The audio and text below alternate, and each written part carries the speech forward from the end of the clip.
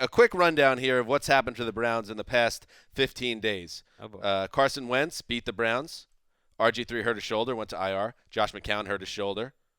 He's out for weeks. Carson Wentz beat the Bears. People saying he's an offensive rookie of the year favorite. Big Ben says he's surprised the Browns passed on Carson Wentz. Josh Gordon got an arrest warrant issued, although that was cleared. Corey Coleman broke his hand in practice. Carl Nassib broke his hand. Cameron Irving was raced to the hospital with a bruised lung. And yes, the Browns blew a 20-point lead in week 2. I have exclusive, Mark, footage or audio reel of an official, front office official with the Browns speaking with the football gods. I mean, this is really good stuff. Sure. Hear it only here on the Around the NFL podcast. Can there be a peace between us? Peace.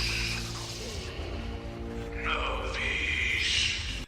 Oh, boy. It rages on, this metaphysical clash between Cleveland and the people upstairs. What's going on, Mark? Where's your head at? I know it was a tough couple days for you, and you floated away on Twitter a couple days this week, and everyone gets it.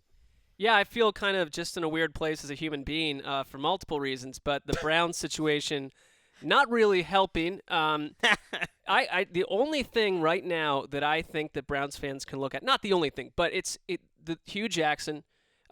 We've seen so many coaches here that he came out today and he said, if you think that I'm going to let this make me panic and I'm going to go crazy and set that kind of example for the locker room, forget about it. He's like, I've been here before. I'm not going to get freaked out by injured players. And look, that's going to be tested further and further. But I do think that inside the organization, I want to think that there's a resolve to just see this through, that it's not just blow everything up after this season, and that's the hope. Well, he talks a good game, Hugh Jackson. He does. Now, there's got when some people don't buy into But you're saying the game part. you think it might just be all talk?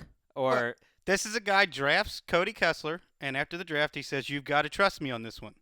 Then we watch Carson Wentz have 2 very impressive games, and it looks like Cody Kessler isn't ready to play. I don't know if I trust Hugh Jackson. Well, we're going to see Cody Kessler against the Dolphins on Sunday, and you talk about teams that are desperate. The Dolphins lost the heartbreaker to Seattle on the road in Week 1, and then the score doesn't look that way, but they got their doors blown off by the Pats with Garoppolo and Jake Brisket. Jake Brisket, I said. Whenever you get the chance.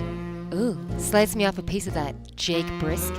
So what are you going to do? You got to win if you're Miami. So the Browns are in a tough spot here because whenever you're on the road in Week 3 against an 0-2 team that's not dreadful, which I don't think the Dolphins are dreadful, that's a tough hill to climb. Well, one point, I would love Alex Fergola downstairs to just read audiobooks to me for years on end, that voice. But, yeah, we just talked about another Florida team that had a must-win scenario here in Jacksonville, but if Miami ever lost a game with Cody Kessler, who looked terrified during portions of the sideline, when they photographed him on the sideline last week. What is happening in Miami if you can't take care of the Browns? Gloria Estefan. They have to, and they will. Yeah, they need to. They're going to be without Arian Foster. Their offense needs to show something this week. You would think that their defense could mostly control Cody Kessler.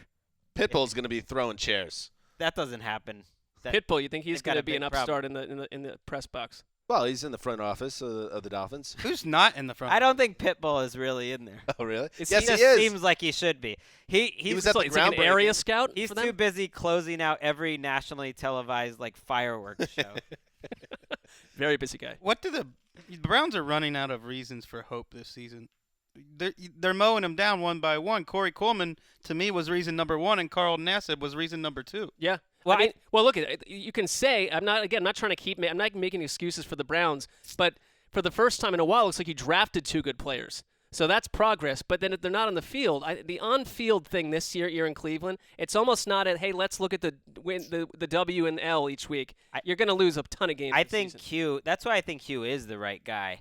Because I think this is a different sort of situation where it's almost like a college team that you're trying to rebuild the program, and that endless, almost, I don't know what the word, naive positivity is your best hope at getting you through the tough times and getting you to the next part. It means nothing if you decide that Cody Kessler is the guy you'd rather have instead of Carson Wentz. To Wes's point, they're under a ton of pressure, like we talked about earlier this week, because of every Browns loss, you've also have to, the other side of the coin is Carson Wentz destroying teams on national television, it's not a good optical look.